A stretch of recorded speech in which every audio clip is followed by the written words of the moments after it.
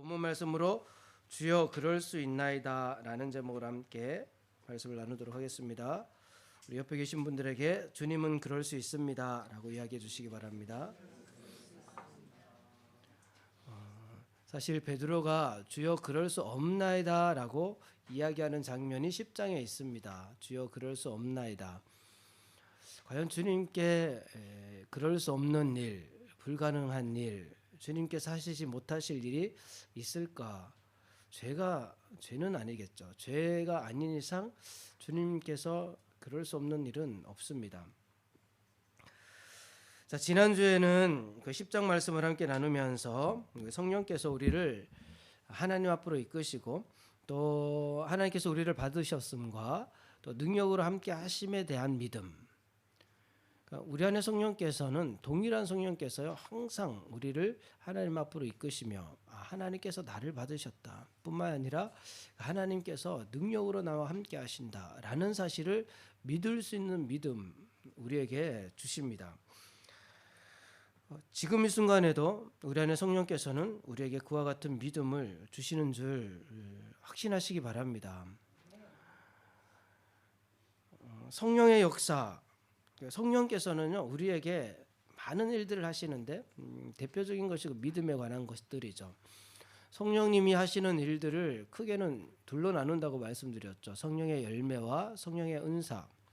성령의 열매는 갈라디아서 5장 22절 23절에 오직 성령의 열매는 사랑과 희락과 화평과 오래 참음과 자비 양선 충성 온유 절제라고 기록되어져 있습니다. 그러니까 오직 성령의 열매는 우리의 성품을 예수님과 닮은 성품으로 만들어 가십니다.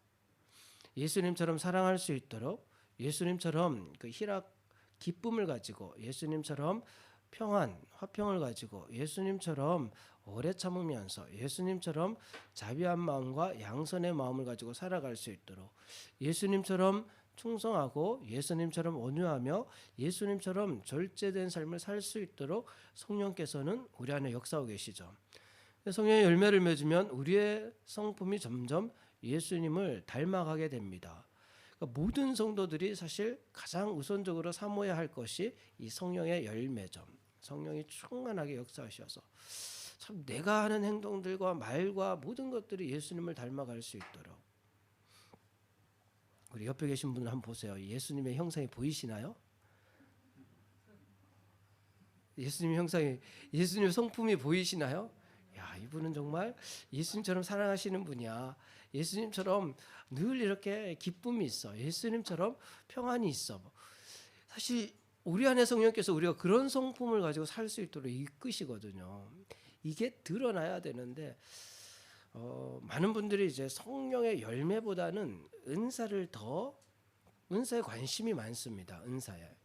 은사는 능력이니까요. 그 능력에 자꾸만 관심을 가져요.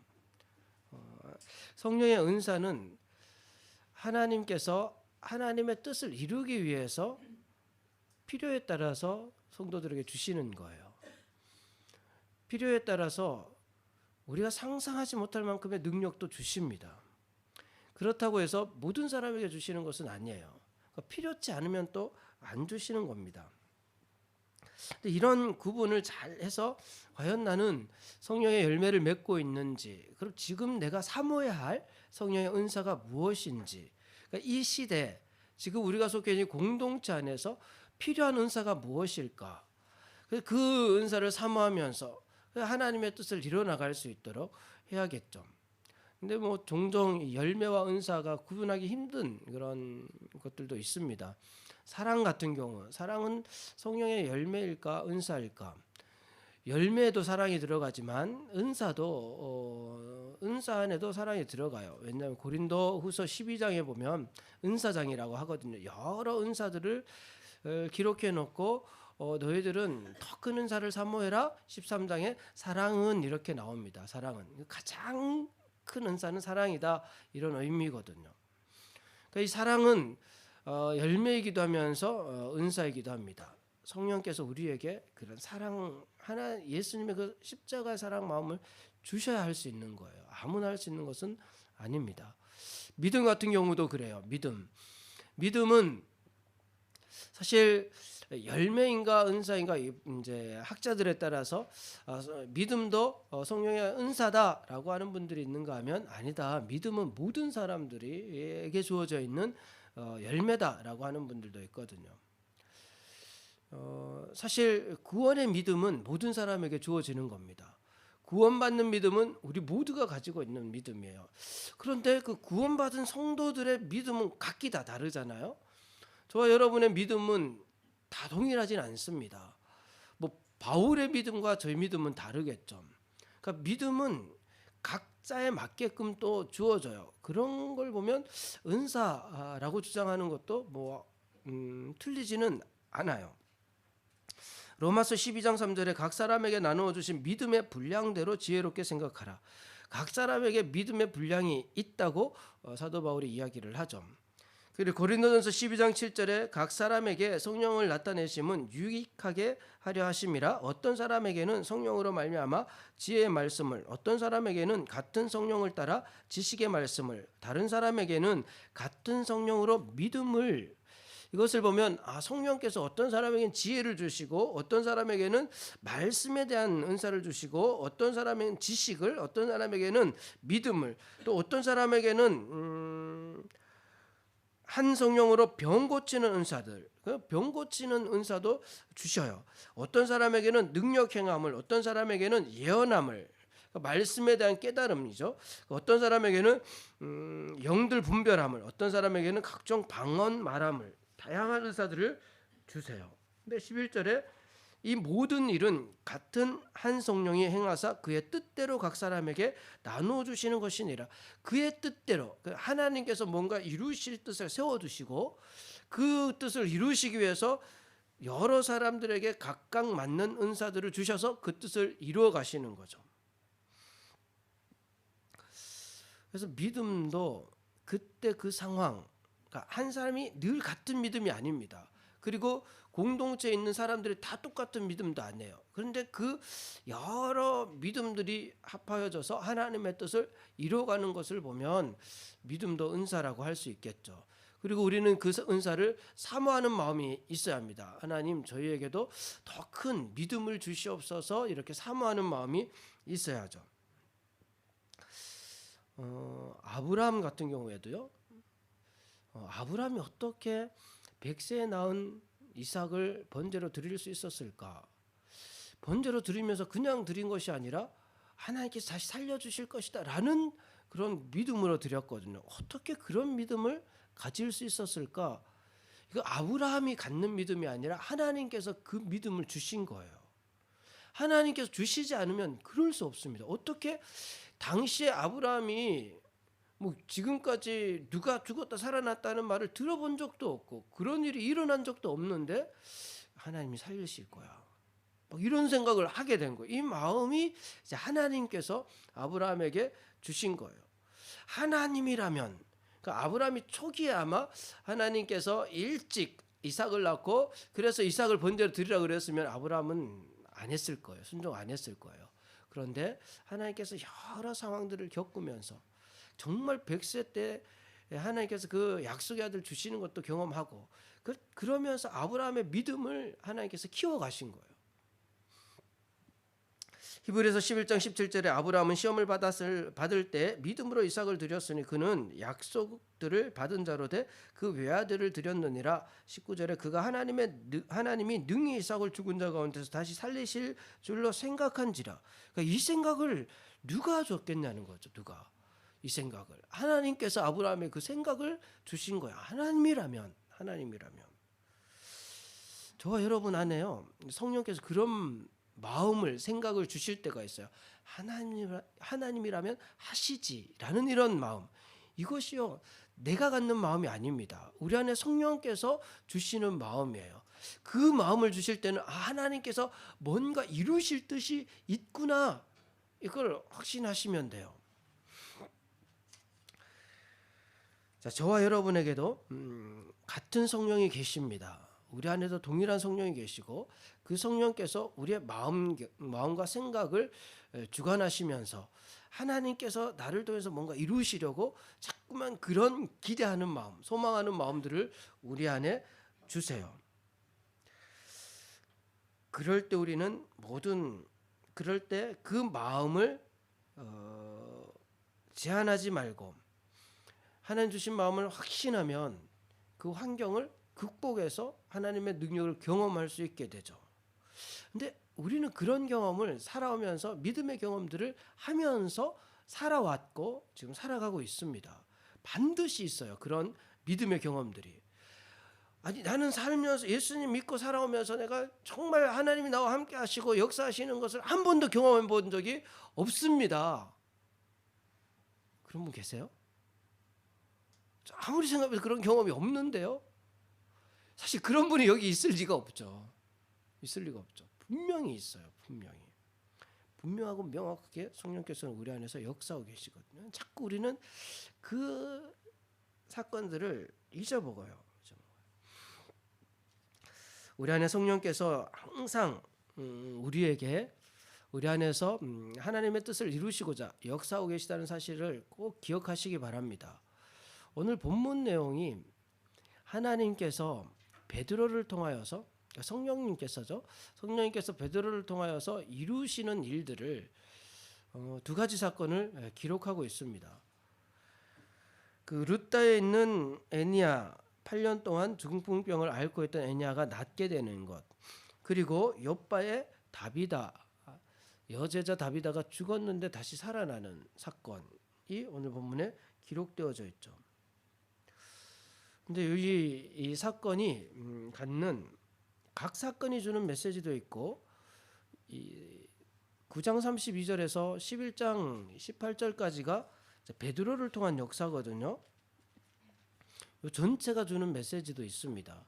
자칫 잘못하면 이 전체가 주는 메시지를 우리가 놓칠 수가 있죠. 오늘은 이 여러 사건들 전체가 우리에게 주는 메시지가 무엇인지를 나누려고 합니다.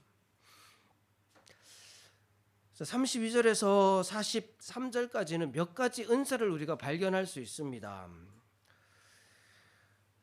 첫째는 애니야가 낫게 되는, 그리고 베드로를 통해서 다비다가 살아나게 되는 것은 베드로가 가지고 있는 믿음의 은사와 또 치유의 은사겠죠. 베드로가 기도하니까 병이 낫는 거예요. 분명히 있습니다. 기도하면 병 낫는 은사가 일어나요. 우리도 이 사실을 믿으세요. 이걸 제한해서는 안 됩니다. 분명히 있는 사건입니다. 그러니까 성령께서 분명히 역사를 하시죠. 그리고 또 하나는 이 욥바에 있는 제자들, 욥바에 있는 제자들이 자기들을 막 섬겼던 다비다가 죽었어요. 이미 죽었습니다. 이제 장례를 준비하고 있는 거예요. 그런데 가까운데 베드로가 있다는 소문을 듣고 베드로를 요청해서 데리고 와요. 혹시 베드로가 오면 다비다가 살아나지 않을까? 혹시 베드로가 오면 뭔가 하나님께서 역사해 주시지 않을까? 라는 마음으로 막 급하게 이 38절에 룻다가 욥바에서 가까운 데라 제자들의 베드로가 거기 있음을 듣고 두 사람을 보내 지체 말고 와달라고 간청하여서 꼭 빨리 서둘러서 와주세요. 라고 이렇게 했다는 거죠. 근데 이들이 생각해 보세요. 이미 죽었거든요. 그런데 어떻게 혹시 베드로 사도가 오면 살아날지도 모른다라는 생각을 했을까요? 성령께서 그 마음을 주신 거예요, 이들에게. 성령께서 욥바에 있는 욥바에 있는 그 제자들에게 그 마음을 주신 거예요. 혹시 베드로 사도가 오시면 하나님께서 베드로 사도를 통해서 이 다비다를 살리실지도 모르겠다라는 마음. 마치 아브라함이 이삭을 드리면서도 이삭을 번제로 드리지만 하나님께서 다시 살리시지 않을까라는 마음을 하나님께 주신 것처럼 욥바의 제자들의 그 마음을 주신 거예요. 성령께서 주신 마음이죠. 그러니까 이거는 믿음이에요, 믿음. 그러니까 믿음의 은사입니다. 어떤 분은요, 안 돼.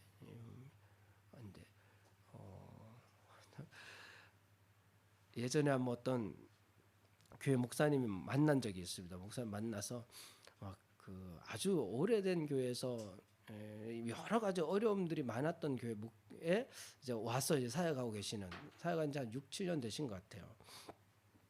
그래서 막 가서 여러 이야기를 나누는데 교회가 전통이 오래됐고 그런데 그 사이에 이런저런 어려움들이 정말 많았었고 막 이런 이야기를 하면서 뭐 자기가 이제 본인이 이렇게 목회하면서 뭐 어느 정도 안정되어자고 이런저런 이야기하면서 사실 이렇게 어려운 교회는 예수님이 와도 안 될 거야 이런 이야기를 하는 거예요. 예수님이 와도. 그 이야기 들으면서 아니 예수님 와도 안 되는 게 말이 돼? 막 이런 생각을 한 적이 있습니다. 예를. 그런데 의외로 이게 그냥 이 한국 교회 여러 목사님들이 어려운 교회를 볼 때 야 저기는 뭐 예수님 와서 목회도 안 돼 이런 이야기를 한다는 거예요. 그 우리 스스로 막 그렇게 제한하고 있는 거예요.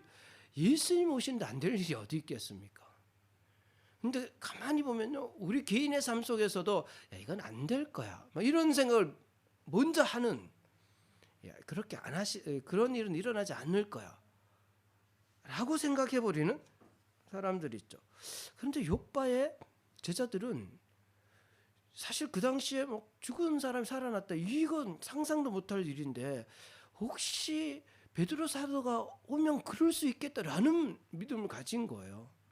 그 믿음의 은사죠. 그런 성령께서 그런 믿음을 주실 때 그 마음을 제한해서는 안 됩니다. 반드시 그런 마음을 주실 때는 하나님께서 뭔가 이루실 계획이 있는 거예요. 그리고 뭐 다비다는 아주 선행과 구제를 많이 한 사람이잖아요. 선행과 구제, 그 섬김의 은사가 있는 거죠. 섬김의 은사. 자, 이렇게 섬김의 은사가 있는 다비다를 통하여서 선행과 구제를 평소에 많이 하고 그 감동받은 사람들이 또 그 제자들이 따르는 제자들이 그가 죽었을 때 안타까운 마음 속에서 베드로 사도가 오면은 살아날 수도 있지라는 그 기대하는 마음, 그 믿음을 가졌던 믿음의 은사, 그리고 베드로를 통해서 베드로도 참 어찌 보면 좀 황당했겠죠. 이미 죽었는데 장사 지내려고 준비하고 있는 그곳에 자기를 불러온 거예요. 그러면 나보고 어떡하라는 거지? 뭐 이런 생각도 했을 텐데, 근데 그때 성령께서 베드로 마음 가운데 역사하신 거죠. 같은 성령께서 우리 안에 계시면서 동일하게 역사하고 계십니다. 그래서 우리에게도 이미 믿음이 있어요.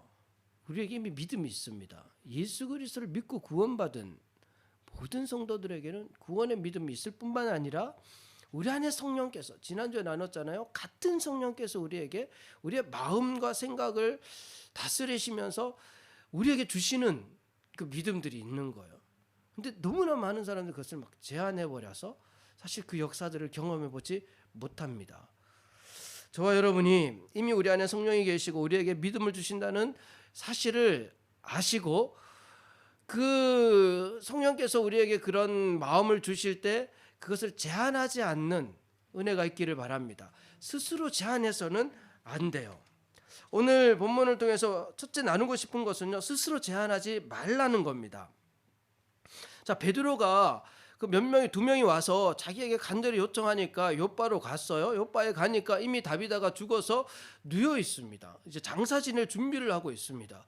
그 베드로가 그 시체 앞에 딱 섰을 때 어떤 생각이 들었을까요? 어떤 생각이 들었을까요? 속된 말로 황당하다. 나보고 어쩌란 말이야. 죽은 사람 앞에 데려와가지고 나보고, 나는 베드로는 지금까지 죽은 사람 살려본 기억이 없습니다. 자기에게 그런 능력이 있다라는 생각도 해본 적도 없어요. 자기에게 그런 능력이 있다는 믿음이 있었으면 이미 여러 번 했을 거예요. 그런 적이 없어요. 그 이후에 또 베드로를 통해서 죽은 사람이 또 살아났을까요?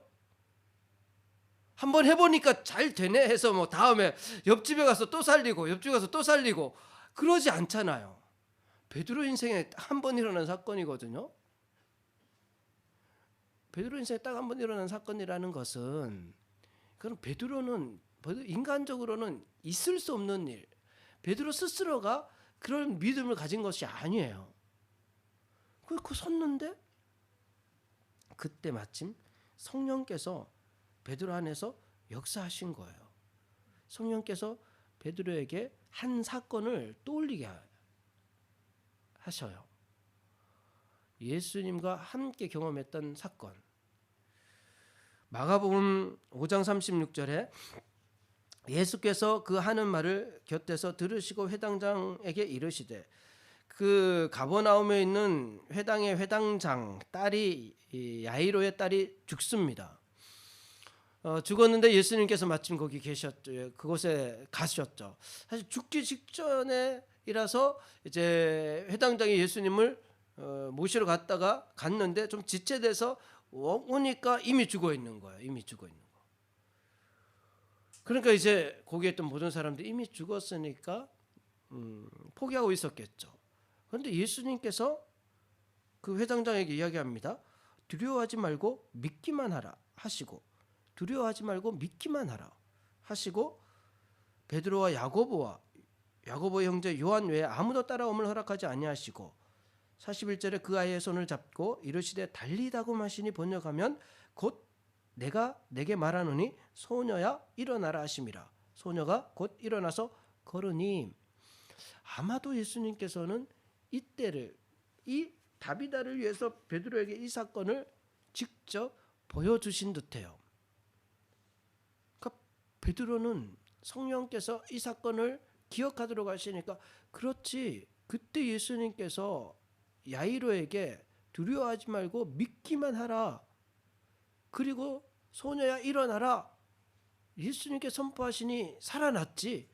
그렇지, 나도 두려워하지 않고 믿기만 하면, 예수님의 이름으로 선포하면 다비다도 살아날 거야. 그리고 예수님께서 소녀야 일어나라 말씀하신 것처럼 다비다야 일어나라, 똑같이 그렇게 선포를 합니다.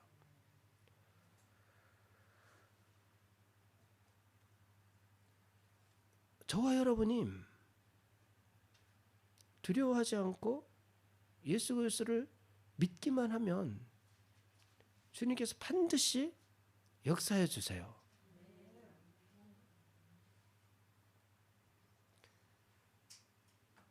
우리 삶 속에서 믿음으로 도전했을 때 하나님께서 이루어지시는 일들을 경험해 왔습니다. 그런 경험들이 없거나 희미하거나 그러십니까? 아니면 예수님께서 하신 일을 보세요. 예수님께서 하신 일. 요한복음 14장 11절에 내가 아버지 안에 거하고 아버지께서 내 안에 계심을 믿으라. 그렇지 못하겠거든 그 행하는 그 일로 말미암아 나를 믿으라. 예수님께서 그 제자들에게 아버지께서 내 안에 내가 아버지 안에 있는 것을 너희들이 믿어라. 하나님이, 창조주 하나님이 나와 함께 하시니 무엇이 불가능하겠냐? 그런데 못 믿겠냐? 그럼 지금까지 내가 한 일들을 너희들이 기억하고 믿어라 라고 말씀하시거든요. 우리 마찬가지입니다. 우리가 살아오면서 막 예수님의 그 능력을 많이 경험해보지 못했습니까? 그러나 우리는 예수님 믿고 말씀을 믿잖아요. 예수님 어떻게 행하셨는지 예수님 행하신 일들을 믿잖아요. 예수님은 죽은 자도 살리시는 분이시잖아요. 그 예수님 행하신 일을 우리가 기억하고 믿으라고 예수님 말씀하십니다. 두려워하지 말고 믿기만 하라. 이 믿음을 성령께서 베드로에게 주신 거예요. 그러니까 베드로가 예수님 하신 것처럼 다비다야 일어나라 선포하니 다비다는 다시 일어나게 됩니다.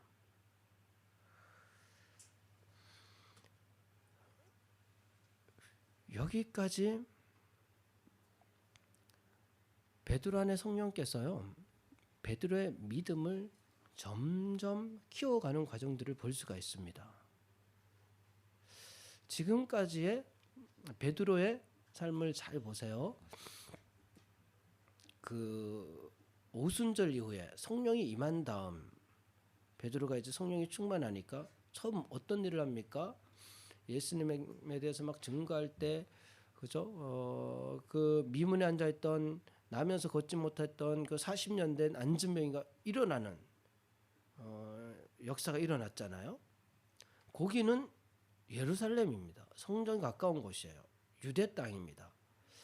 유대 땅 안에서 하나님께서 이렇게 성령께서 역사하시는구나. 그래서 지금은 어디입니까? 지금은 어디예요? 이 룻다와 욥바는 사마리아 땅입니다. 사마리아 땅. 그러니까 성령께서는 예루살렘 유대 땅에서만 역사하시는 것이 아니라 사마리아 땅에서도 동일하게 역사하시는구나. 베드로는 이 루다에서 그 8년 된 애니야, 중풍병자 애니야가 낫는 것을 통하여서 성령께서는 이 사마리아 땅에도 동일하게 역사하시는구나라는 것을 경험하게 됩니다. 그리고 나서 이제 욥바의 다비다가 살아나는 것, 사실 여러 가지 기적들을 많이 경험했지만 한 번도 죽은 자가 살아난 것을 본인이 직접 행한 적은 없어요. 예수님께서 하신 것을 본 적은 있지만 예수님이 하신 것과 내가 하는 것은 다르다. 예수님은 하셨지만 나는 그렇게 할 수 없다라는 생각, 이제 베드로는 그런 생각이 있죠.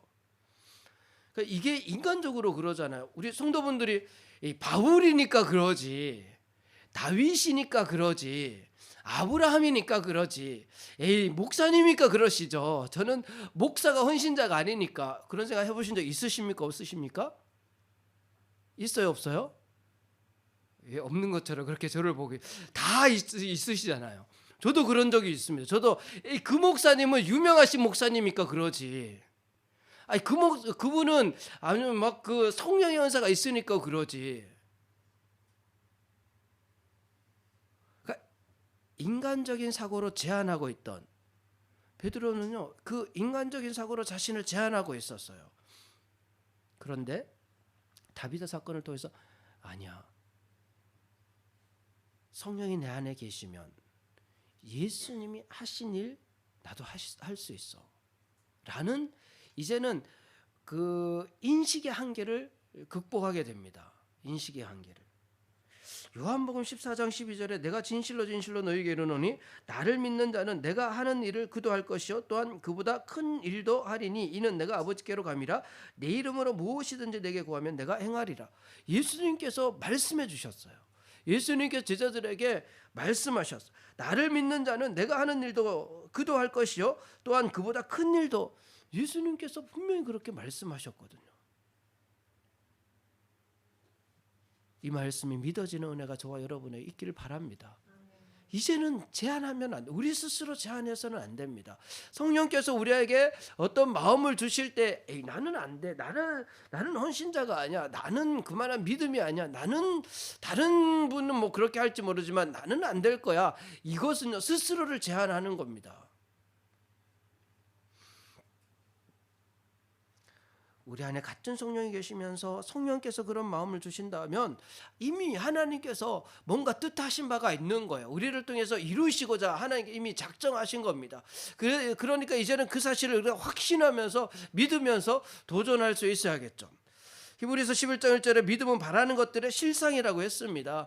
우리에게 바라는 마음을 주시는 것도 하나님이시고 그것을 실상으로 이루어지도록 하시는 분도 하나님이세요. 3절에 믿음으로 모든 세계가 하나님의 말씀으로 지어진 줄을 우리가 아나니 보이는 것은 나타난 것으로 말미암아 된 것이 아니니라. 보이는 것은 나타난 것으로만 되는 것이 아니에요. 이 모든 세계가 하나님의 말씀으로 지어졌고 그 하나님께서는 반드시 그 뜻하신 바를 다 이루시는 분이세요. 우리에게 그런 마음을 주시면 이미 이루실 확정을 가지고 우리에게 마음을 주시는 겁니다.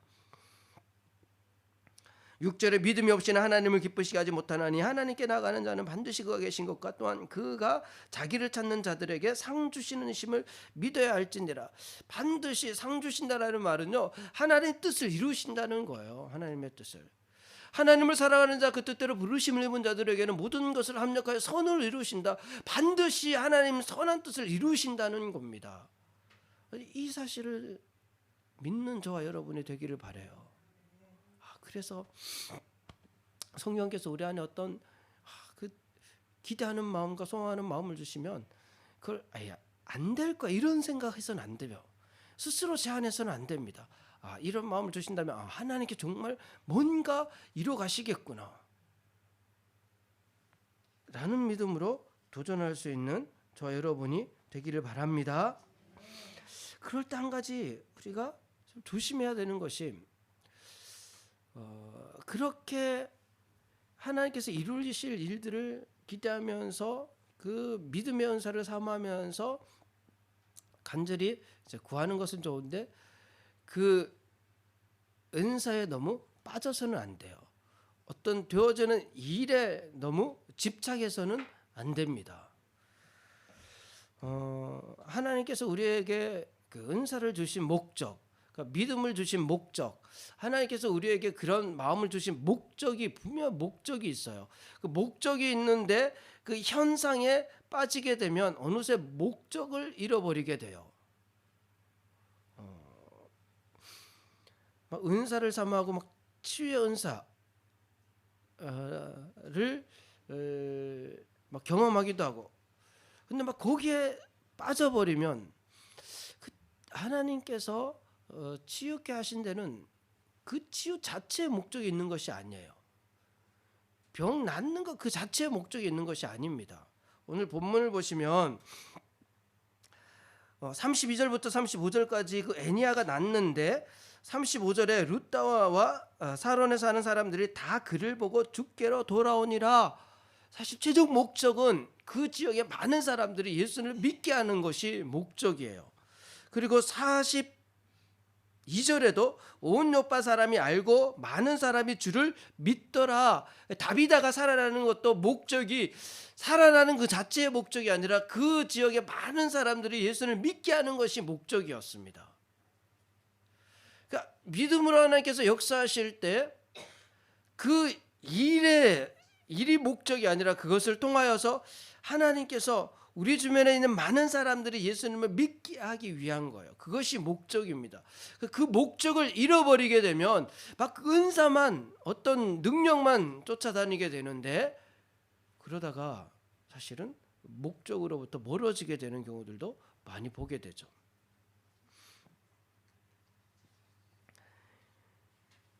간절히 사모하면 믿음으로 기도하면 하나님께서 주십니다.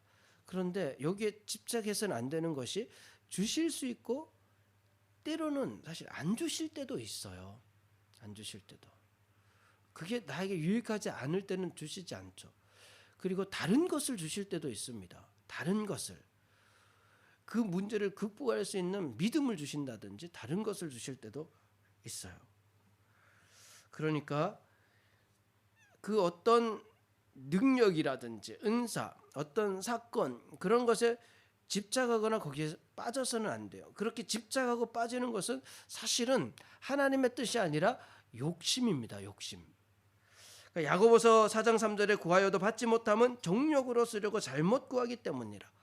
그러니까 그걸 통해서 나를 드러내고 싶은 거예요. 내가 원하는 것이 이루어졌다라는 것을 나타내고 싶은 거예요. 이것은 하나님의 뜻이 아니라 정욕이에요. 사람의 욕심이에요. 그것이 아니라면 야고보가요 그렇게 구하여도 받지 못하면 정욕을 쓰려고 잘못 구하기 때문이라, 그러니까 구하지 말라라고 하는 것이 아닙니다. 그것이 아니라면 무엇이든지 구해라라고 야고보는 이야기를 해요.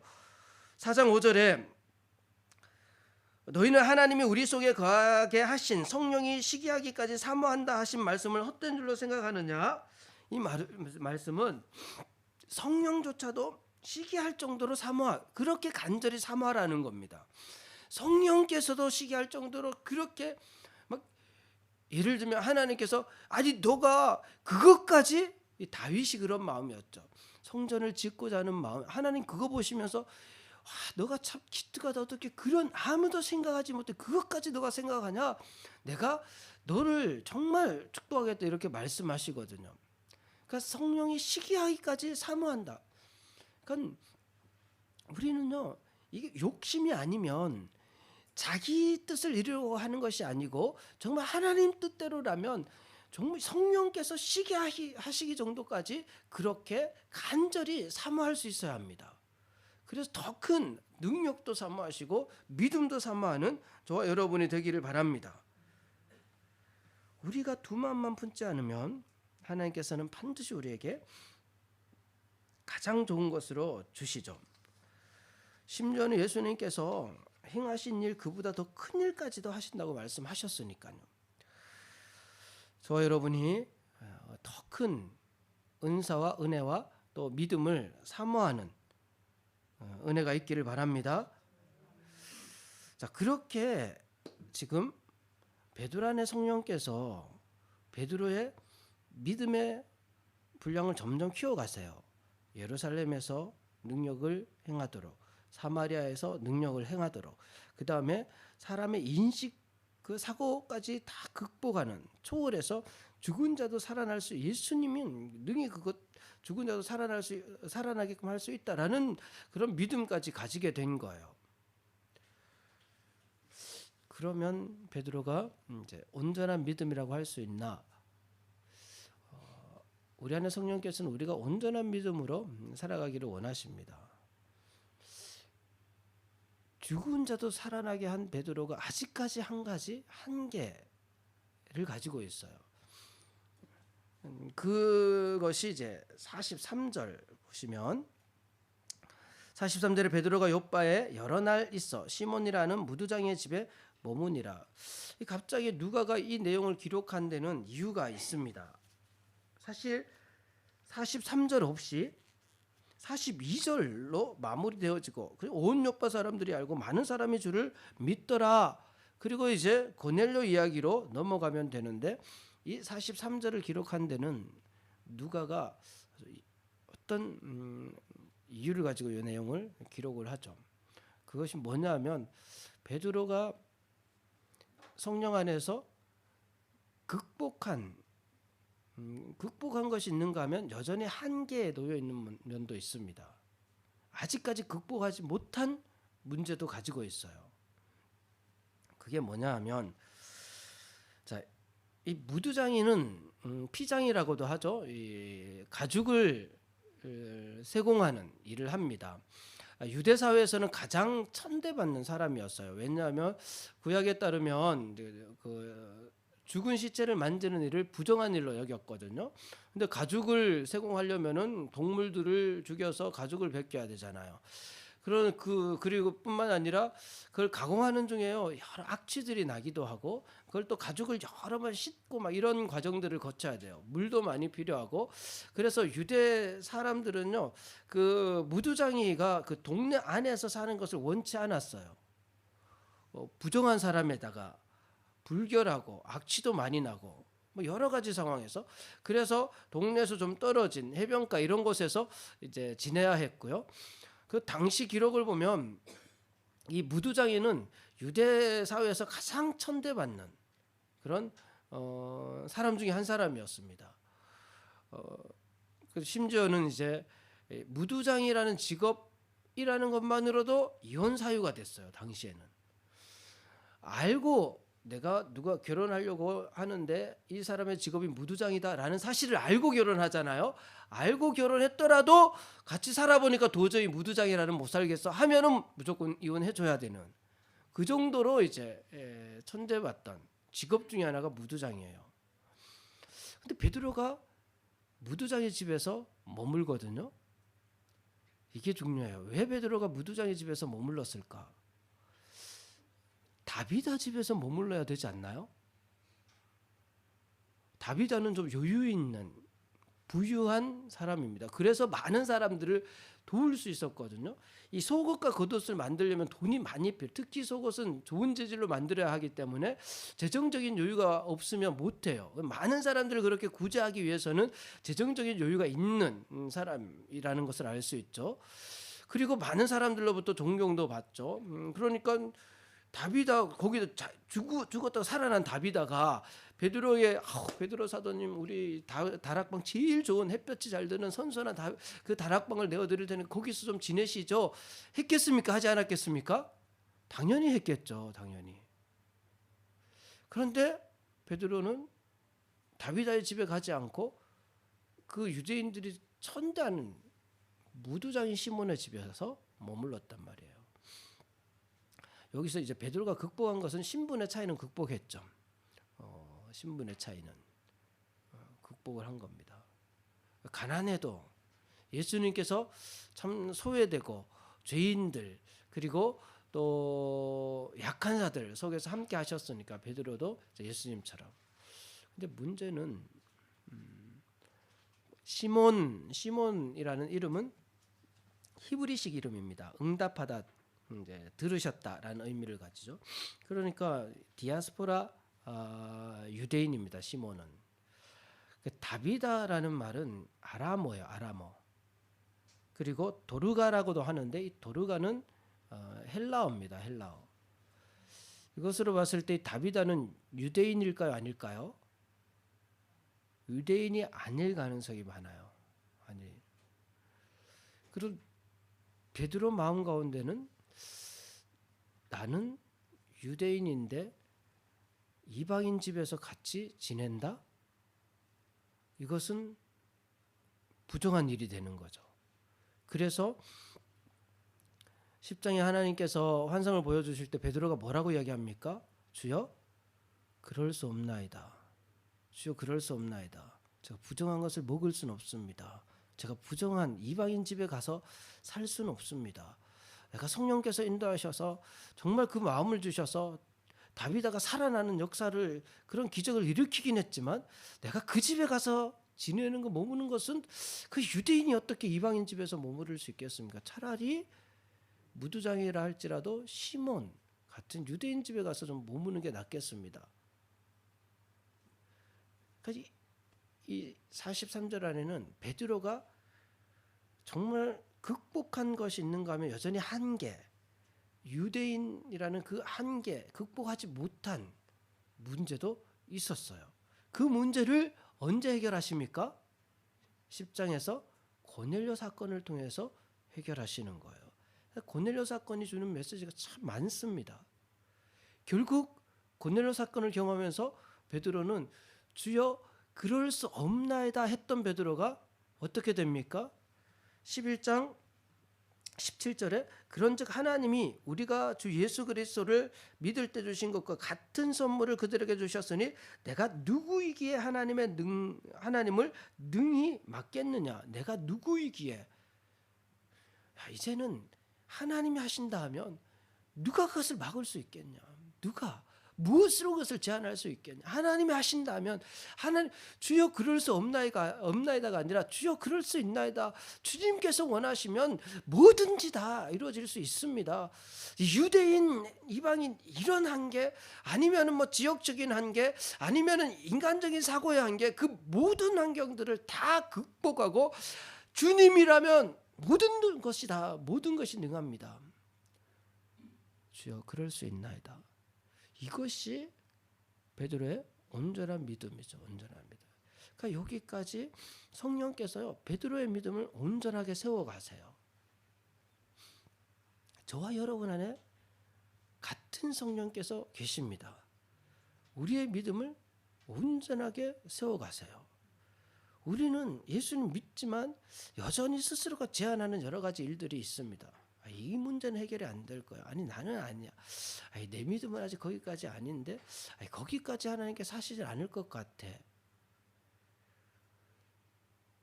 그러지 않습니다. 우리 안에 같은 성령이 계시고요. 성령을 통해서 우리에게 어떤 마음을 주셨다 하면 뭔가 인간적인 사고로는 도저히 불가능할 것 같은데 그런 마음을 주셨다 하면 반드시 하나님께서 이루실 뜻이 있다는 증거예요. 그것을 제한할 것이 아니라 이제는 도전을 하셔야 되는 거죠. 그래서 말씀을 준비하면서 가만히 돌아보면요. 동경 앞에 기독교는 어떻게 그렇게 코로나가 막 시작될 때 교회를 개척할 수 있었을까? 그 성령께서 그 마음을 주신 거예요. 그럴 때 사업을 시작한 분들도 있잖아요. 그 코로나 상황 속에서 이제 회사를 시작하는 분들도 있고 그 코로나 상황 속에서 정말 막 그 어려운 상황 속에서 그 사업을 계속 지켜내며 또 하신 분들도 있고 가만히 돌아보면은 어떻게 성령께서 그때 그 마음을 주셨을까? 그때 아니야 못할 거야 안 될 거야 지금 이 상황에서 뭘 어떻게 할 수 있겠어 하고 스스로 제한했다면은 어떻게 되겠습니까? 어떤 일도 일어나지 않죠. 어떤 일도. 저와 여러분이 우리 안에 같은 성령이 계시다는 사실을 잊어서는 안 됩니다. 성령께서 우리에게 어떤 마음을 주실 때는 이미 하나님께서 이루실 뜻이 있다는 증거예요. 하나님께서는 유대 땅 아니라 사마리아 땅 아니라 인간적인 사고도 우리 스스로 제한하지 않으면 하나님께서는요 반드시 그 뜻을 이루시는 분이십니다. 우리 병 낫기를 위해서 많이 기도하세요. 하나님께서 반드시 역사해 주실 줄 믿습니다. 완전히 낫거나 아니면 그 병을 극복할 만한 믿음을 주시거나 그 상황 속에서도 하나님을 찬양할 수 있는 믿음을 주시거나 또 우리 스스로 제한하지만 않으면 하나님께서는요 성령을 통해서 역사하세요. 동경합회 기독교회가 그런 이제는 우리가 성령의 능력을 제한하지 않고 성령께서 이 마음껏 우리를 통해서 역사하시는 그 하나님의 살아계심을 증거하는 그런 교회, 그런 성도들의 삶이 되기를 소망합니다.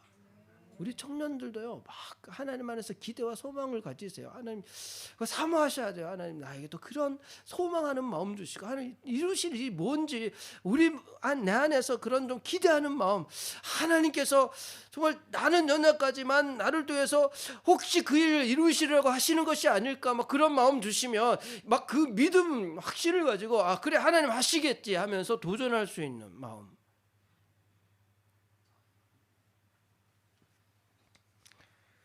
주여 그러할 수 없나이다가 아니라 주여 그러할 수 있나이다.